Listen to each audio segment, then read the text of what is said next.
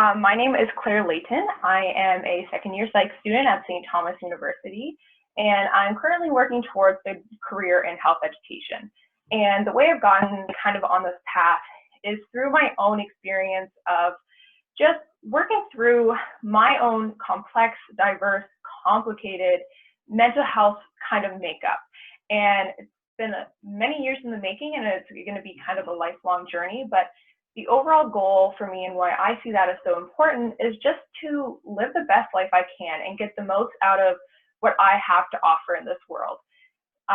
And through going through that myself, I've realized that I really want to hopefully help other people to kind of take that same journey themselves. And the way that I see it being so important and the way to go through that is through self-knowledge and understanding of yourself and of your needs. And this has to do with a lot of things. So when I talk about this kind of mental health makeup, as I have just said, yes, it's the obvious things that we sort of think about, like mental illness, which may or may not be accurate for you and your situation. Yes, it does have to do with that and understanding those things and your needs in that way.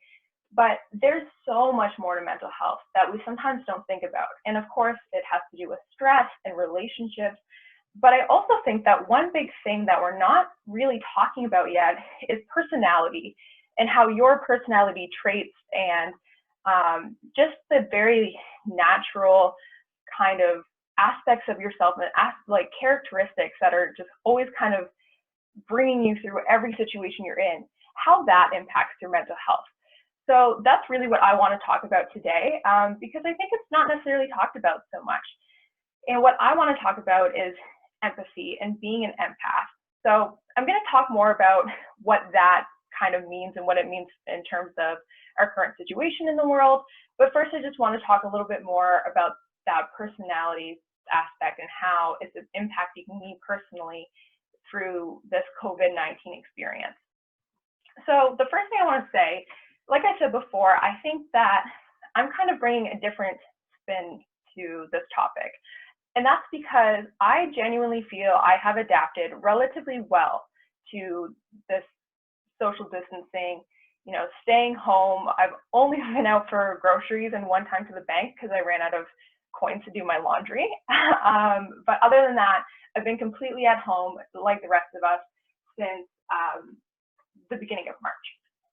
So I do personally feel that I've adapted really well to this, even though, of course, it's strange. I'm still human. I still have hard days where it just feels really strange that I, can't go outside or can't do what I normally would.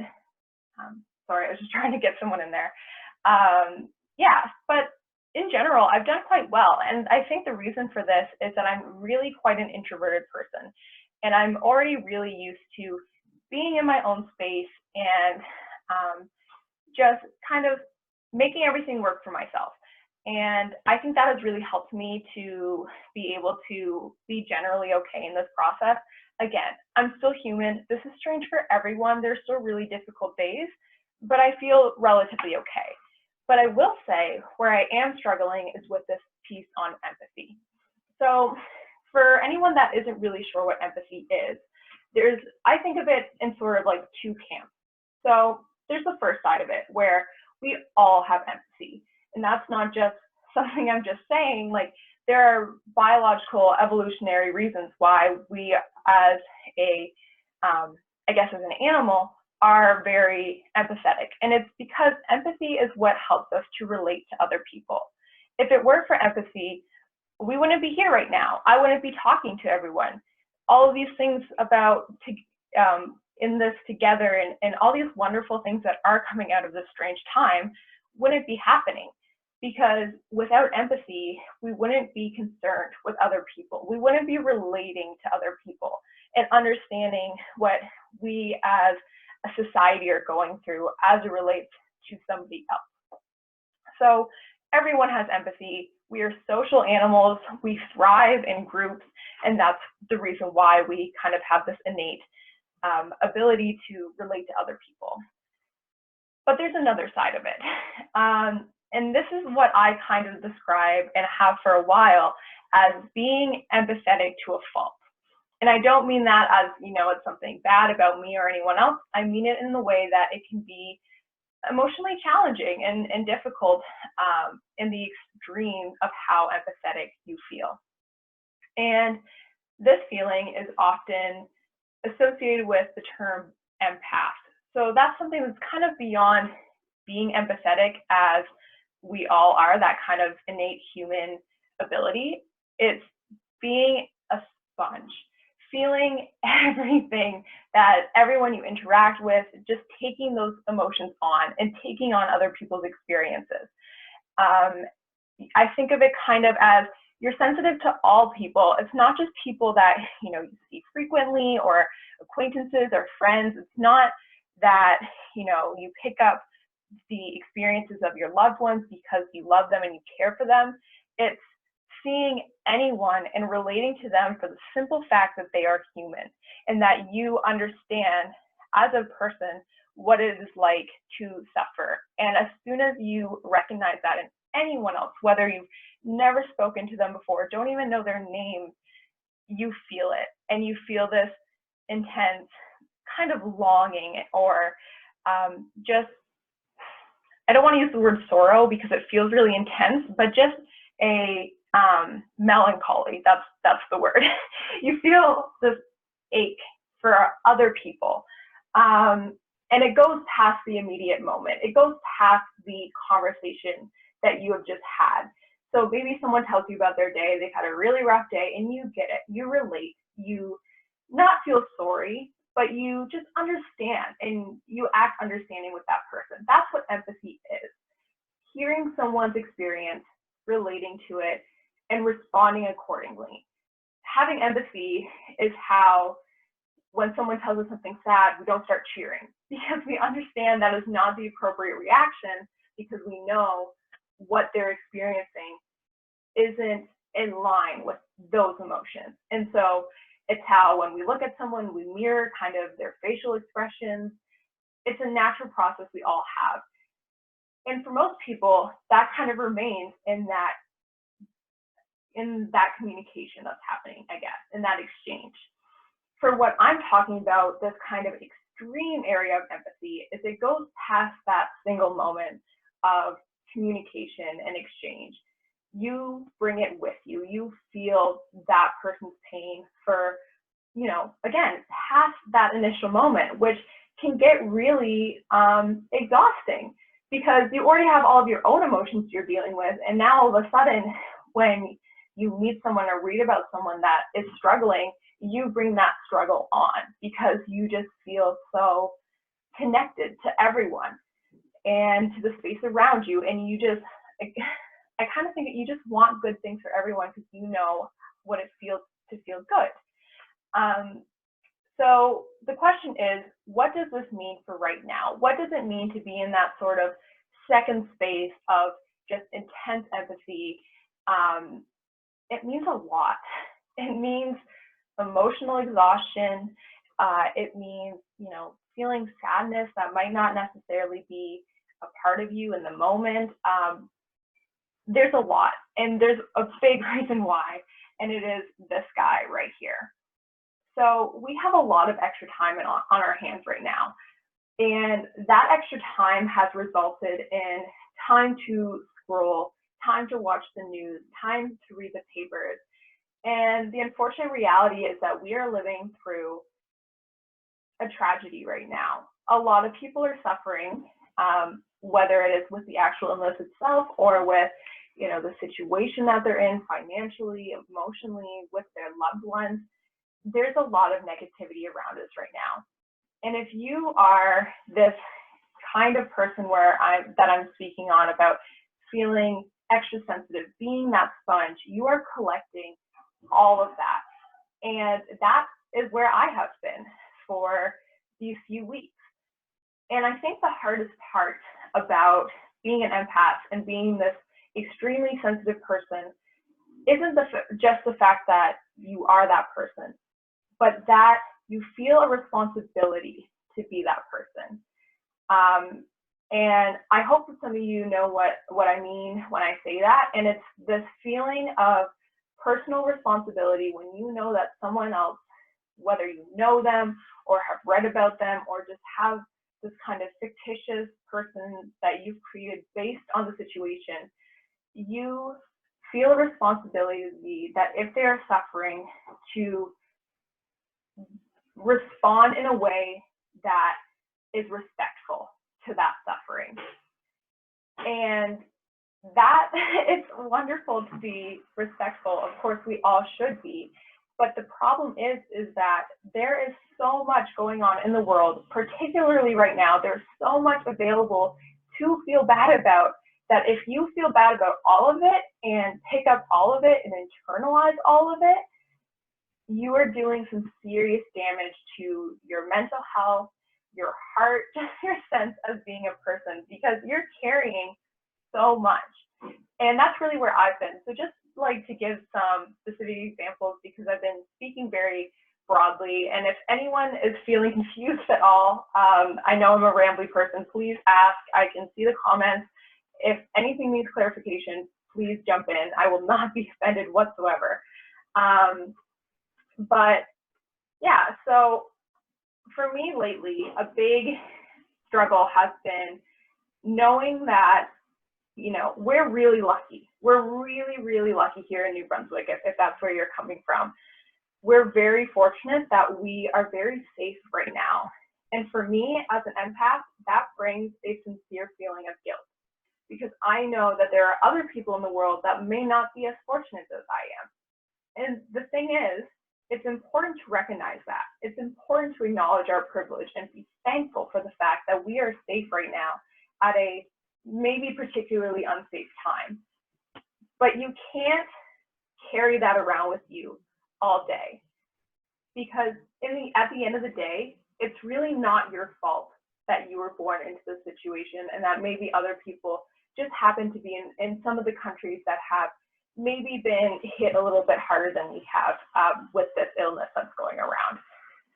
So yeah, it's hard right now because there's this looming idea, there's all these reminders that something bad is happening, and you feel this responsibility to acknowledge that every moment of the day, because every moment of the day we are reminded that this is going on. We can't leave our homes. Why can't we leave? Because COVID-19. We go on Facebook and we see the latest tolls of how many people are sick and maybe how many people have died. It's everywhere. And that's why I'm having this conversation, because it's so important to be aware of if you have these tendencies to carry that with you. And that kind of leads me into this last kind of piece of just some suggestions for you. If you do relate to the things that I'm saying, if you have felt this kind of maybe a sense of just gray or darkness inside you since this all started, because you're just picking up all of these things everywhere you look. Again, I totally understand, because that's where I am. Until recently, I've made some changes to kind of protect myself from these feelings. And so the first one I want to mention is social media. And I know that's not going to come to a surprise whatsoever. I truthfully, since an unrelated tragedy that I'm not going to talk about, but another tragedy that happened here in our Maritimes a couple weeks ago, I left all of my social media, which you might be looking at my face and seeing that I'm 20 years old and thinking that that is insane. And I also acknowledge that that's probably a little bit extreme for some people listening. And it's extreme for me. It's been strange. My finger kind of wanders over my phone and it doesn't know where to go. And I've been playing Scrabble on my phone, and when I just have those empty moments, it's been really strange. But it has been such a relief. And that is because, as such a sensitive person and as someone that's picking up on all of these little things around me, by getting rid of my social media, I gave myself a kind of a barrier between those things that I was picking up. And again, that might be really extreme for a lot of people, and I totally get that.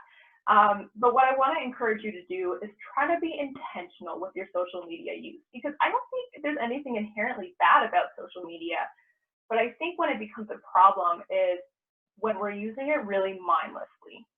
So if you find yourself, as I did, constantly, especially right now with so much extra time, if you find yourself opening Instagram, opening Facebook, not because you want to, but because of a habit, because your hand landed there. I want to encourage you to try to be aware of those moments, because that's when you're going to pick things up so much more, because your mind isn't there enough to think critically about what you're seeing and what you're interpreting. So I really encourage you to try to be mindful about when you're on these apps, because that's when you're going to be able to give yourself kind of that protection. Ways to do this, there's lots of apps you can download that kind of make you aware of your screen time. Just your timer app is a great one, or setting a time of day that you put your phone away for. There's so many different strategies, and whereas we have limited time, I'm going to encourage you to just kind of look up on Google or something, which is somewhat ironic, but look up online some different ways to kind of filter out the media, because again, if you're a sponge like I am, you're picking up everything everyone's saying, and the reality is these days a lot of it is negative. So I really encourage you to look at your relationship with social media. And then, whereas we've got about 10 minutes left here, the last tip I want to leave, which is so huge, it is the biggest thing I want to leave with you people right now, is it is not your responsibility to grieve for everyone. And it makes me feel uncomfortable to say that, because it feels selfish. I feel that if someone out there is suffering, just by chance, just by a turn of fate, it hurts me. I want everyone to be okay. And that sounds silly to say, but it's the truth. And when I am in a certain position, sorry, I was just reading a message right now. When I'm in a certain position of safety and luck and care, just by chance, and knowing someone else is in the opposite, again, just by chance, it is really, really difficult to not feel guilt around that, because I see everyone as being equal, and yet we're in equal situations. And I feel as someone in a place that is in safety, it's my job to feel sorrow for people that aren't. And if you're watching this right now, chances are you understand what I'm saying, because this is a talk about empathy. It's that feeling of personal responsibility that makes it so difficult, because it's not just something that happens to you when you're talking to someone or reading something. It is a deep sense of, again, I keep using this word, but responsibility, because that truly is how I feel when things like this are happening. And a big affirmation that I use that I want to share with everyone here today is, I think about if I were someone on the other side of the world struggling with whatever it is related to COVID-19 right now. If I was someone sick with this illness on the other side of the world, I would not want a 20-year-old woman in New Brunswick, Fredericton, spending her day aching for me, hurting for me, ruining her day just to feel what I'm feeling. And that's the genuine truth. I would never want that for someone else, because we all will have our own sadness throughout the course of life. So you don't need to take on somebody else's. And again, that makes me really uncomfortable to say, because it feels so strange. It feels selfish in a way. But you need to kind of tell yourself that, even if you don't truly feel it. It's so important to be respectful. It's so important to, like I said, be mindful of your privilege, be mindful of your safety, and all of those things that have, kept you in a good place throughout the situation.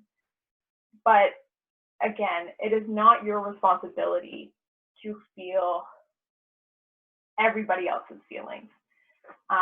So that's really what I have to say. I'm definitely free to ramble, as I'm sure you're kind of picking up based on listening to me right now. But I would love it if anyone wanted to just share their thoughts with me, or if anyone had any kind of questions here, or if you wanted to pop on your video and just chat, that would be fantastic. I guess if I'm waiting for anything anyone might want to say, I can just kind of roll off some other tips, because again, based on the time, I know these are a little bit short. I wanted to get the most important things out. But another tip is understanding your triggers and reacting to those either like a protective way, if you really feel drawn to these certain things, just taking them away like I did with deleting all my social media, or responding to them in a way of energy and being aware that when maybe you're spending some time with some relatives that are going to be discussing something that makes you feel a little bit sensitive, or we all have that relative that just wants to talk about the bad things. So if you're going to be around those people, be conscious of that is a trigger for you, and respond by knowing what kind of replenishes your energy afterwards. So maybe that is, again, that affirmation I was just saying, it is not your responsibility. Or doing something really mindless, something that takes you out of your grieving brain. Maybe it's reading a book, maybe it's playing a video game, maybe it's going for a run, something that just kind of turns your brain off. The point is to, again, as I said at the beginning of this talk, have self-knowledge and have a good understanding of yourself and what your needs are. And like I, again, started off by saying, your personality is a huge aspect of your mental health, and it can tell you a lot about your personal needs. So don't get caught up thinking of mental health as the quote unquote obvious aspects. It's everything. It's everything about yourself. So this is, sorry, people are asking questions now, which is fantastic, but I told you this would happen. I was going to get distracted. But yeah, the point is that your personality can give you hints about what your needs are.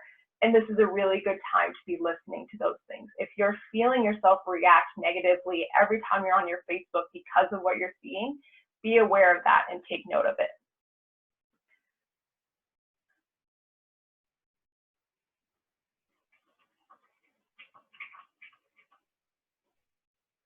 Yeah, so Corey said, and this is one of the big reasons that I wanted to talk about this right now. With social distancing, social media and the news and things like that, they are a space filler, which I don't mean that negatively at all. I mean that right now the days are long because we're stuck in the same space. We can't see our loved ones. We are not getting that just normal interaction with the barista at Starbucks that day. We're not getting those little bits of time interacting with people. And that's what I started this talk saying. We're social animals. We need that interaction. Even I, who am like introverted princess, need other people and need sound and need interaction. My cat is climbing up here. Sorry. Yeah, so we need all of those things. And right now we can't get them. And one thing is turning to those outlets, turning to social media, turning to the news, because we want that sound. Sorry, I'm seeing comments about my cat, and yeah, she's a little bit of a rascal. But yeah, we crave that sound and we crave that interaction, and these outlets are our go-tos right now, and that's so normal.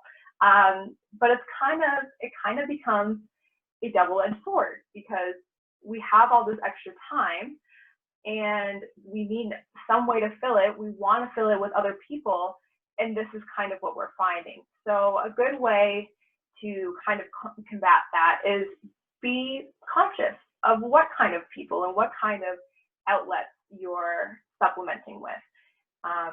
So, if you want sound, like I'm a person that I always love to have sound happening. I have certain like YouTubers that I really like, and the reason I have them on in the background is because they're positive and they give me good energy rather than something that might feel kind of dark or kind of weighing on me. So being conscious and kind of switching those outlets that while they're easy and efficient and available, in for something more intentional that you know makes you feel good. Again, it feels awkward. You feel like you're avoiding the reality. You feel like you're avoiding this responsibility that you feel and just kind of shoving positivity down your throat. But it just comes back to the point that it is not your responsibility.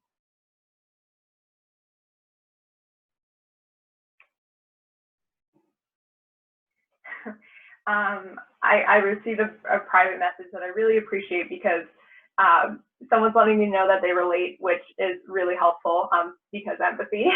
But they said that a friend used to say that they were carrying everyone's monkeys on their shoulders and that it becomes too heavy, and that is so real, and I so get you. So thank you for sharing that with me.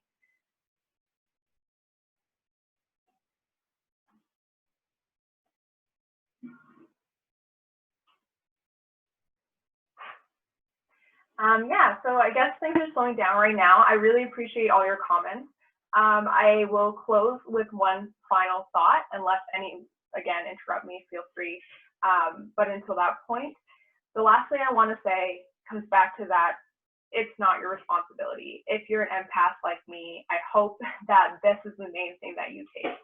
If right now you are staying home, you're following the safety precautions, you're staying aware from the government and reliable sources of what the situation is, if you are doing all of these things, you are being respectful to those that are struggling right now.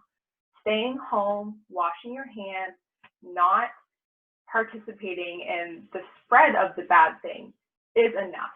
And it's enough because it's all that you can do. You are respecting those people that may be suffering right now by protecting them and protecting others. And I hope that is what you will carry through with yourself towards the end of the situation that we're in, that you are doing everything that you can and to let it be enough. Because as the person that messaged me said, it gets too heavy to carry everybody's everything else on your shoulders. And even if you feel like you're lying to yourself, that's what I encourage you to tell yourself. It is not your responsibility. If it was you, you would not want somebody else on the other side of the world to be carrying it around all day. So yeah, that's really all I have to say. But if anyone wanted to stick around and ask any questions, that's great. But I will be, if not, I'll be ending this meeting here. If anyone has any questions at all about anything I've said or anything CMHA related whatsoever, please visit our Facebook page, or there's all kinds of contact information about that. We always have someone checking in and getting back to people. So any questions can absolutely be directed there. But otherwise, thank you so much for joining me. And I hope that what I said resonated with you and was helpful. And yeah, I hope everyone has a great day.